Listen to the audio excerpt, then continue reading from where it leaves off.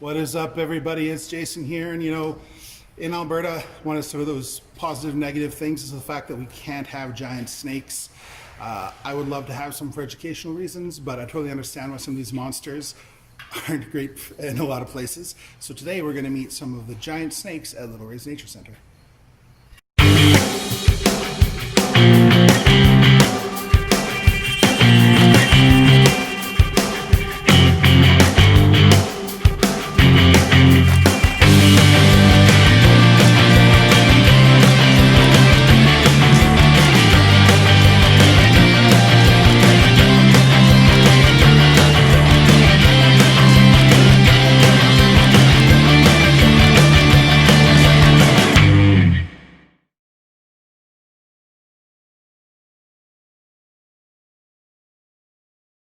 To start off with, guys, I want to introduce you to the green anaconda of South America. These guys are a semi-aquatic snake. You can see their eyes are actually very interestingly positioned higher up on their head than usual. This allows them to see underwater so they can grab their food. So these are the heaviest snakes on Earth, not as long as the other two snakes we're going to see. Well, almost as long as a Burmese, but significantly heavier. We're not going to take them out because it did just eat yesterday, so we want to give them some time to digest and settle, but this one definitely seems to want to come out and say hi. But I don't know if it wants to come out to say hi just because it's curious or if it's one of the ones that are not friendly. Because anacondas have curved teeth and a very powerful bite. The strike force behind them is absolutely mind-blowing. So you do not want to get tagged by an anaconda. There are also yellow anacondas, which do not get as big. But you can see this one is nowhere near fully grown and still a good-sized snake coming up to say hi again. There's also some boa constrictors in there as well. So boas and anacondas will be found in the same environment in the wild. And that's one of the things about zoos to keep in mind. Someone might see this exhibit and go, oh, well, I could keep, a couple of boas together, or in some where anacondas are legal, I could keep a green anaconda and a boa together. But take a look at the size of this enclosure. Okay, guys, like this is bigger than a bedroom.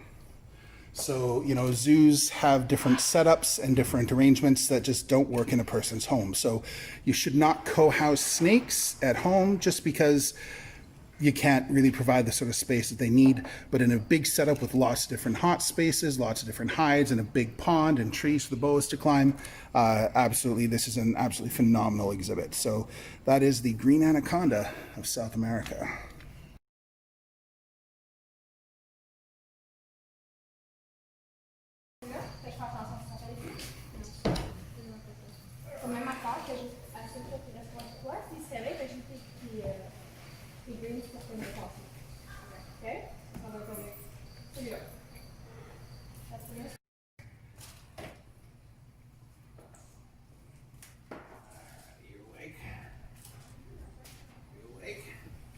It's coming back around. Yeah, do not trust this guy up top. Hold on a second, hook. Yeah.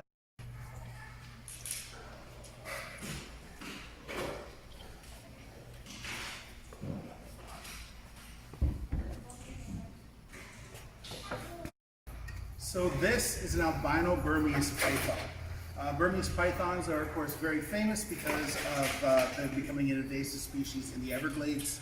This snake is probably over 150 pounds, somewhere between 15 and 17 feet, and it's pure muscle. So you can see how a snake like this, if they got to this size, could do a lot of damage eating native species like baby American alligators, American crocodiles, and more. Now these are more of a terrestrial snake. They will climb, but unlike their cousins, the reticulated pythons, also in Southeast Asia, come here, girl. The reticulated tend to be more arboreal. These snakes tend to be more terrestrial. So they're slithering around in the undergrowth, in rice paddies, in fields, in swamps, all over the place. So this is a very large, very powerful snake. It takes two people to really wrangle it. I do have people with me here. So obviously someone's holding the camera, but we're not going to handle this solo just because even for someone with my experience and my size and strength, this is a very large snake capable of injuring a person.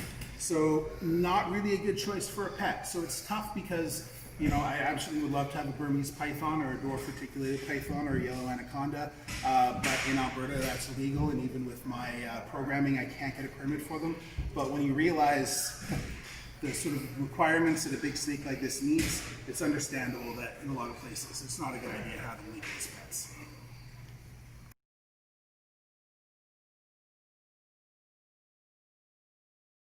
So fair warning, guys, I do have a deceased goat here, so this is not live, but I'm going to feed Reese reticulated python a goat.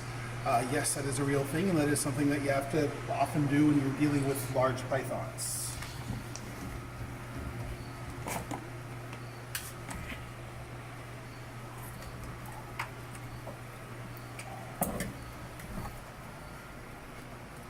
It's a beautiful constrict.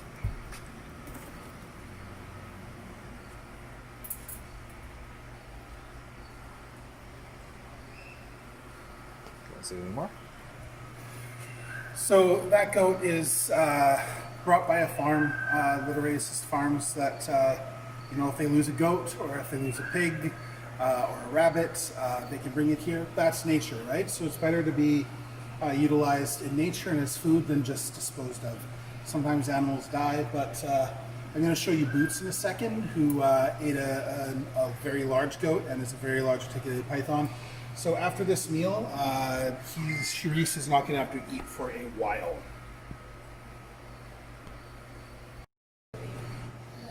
And this is Boots, and you can see the lump in Boots. So she had a massive goat.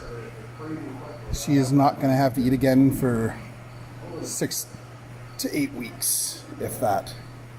But some of the times we can actually see the lump in the animal. So the Burmese python was way easier to wrangle than Nagini, the reticulated python. So the reticulated pythons, also found in Southeast Asia, are a lot more active.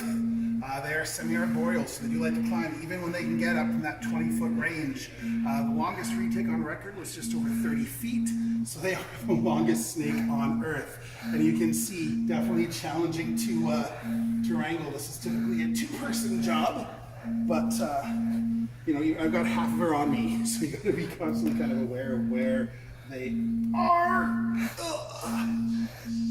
because they're constantly moving. Got away on us. Now she's a bit more comfortable because I'm a taller tree, so very heavy, very strong. I've been out of breath just wrestling her. So normally they would eat rabbits in captivity. Now you'll see a lot of people that will keep these guys in rack systems. No, they're a big snake. They need a lot of space. They need like the equivalent of a bedroom, places to climb, places to explore. Again, not a legal snake. And as cool as it would be for me to have one of these, it's a two-person job. Like, to take them out, to clean them, to care for them. If they're grumpy, you do not want to deal with them. They have one of the worst bites you can possibly get from a snake. Yeah, so reticulated pythons, misunderstood, feared, and one of the biggest urban legends about them, of course, is my friend had a snake, oftentimes a boa, oftentimes a python, that measured out a person to eat them. Reticulated pythons, no pythons do that. Think about it, she was laying down next to Asian antelope, or a rabbit, or a freshwater crocodile to measure it out to eat it, that animal's going to disappear. So they don't measure out their food. They strike very, very fast and coil. They are a constrictor. And these guys are capable of eating things like small freshwater and saltwater crocodiles. So pretty impressive animal. Much better now that I'm upright. I should have done this to begin with, but always a learning thing. So this is the reticulated python of Southeast Asia. So I hope you've enjoyed meeting some giant snakes. Again, these are not a pet for everybody. For a lot of people, they're definitely an animal that you need experience and are not something to take lightly in places where it is illegal to have them. This is a big, strong animal. The Burmese, the anacondas, scrub pythons, African rock pythons. They are the true giants of the snake world, and animals that definitely need to be respected.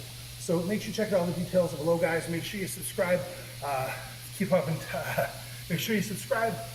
keep track of what we're up to. We've got some cool videos here from Little Rays, and I'd like to thank them for letting me do these, and we'll see you next time.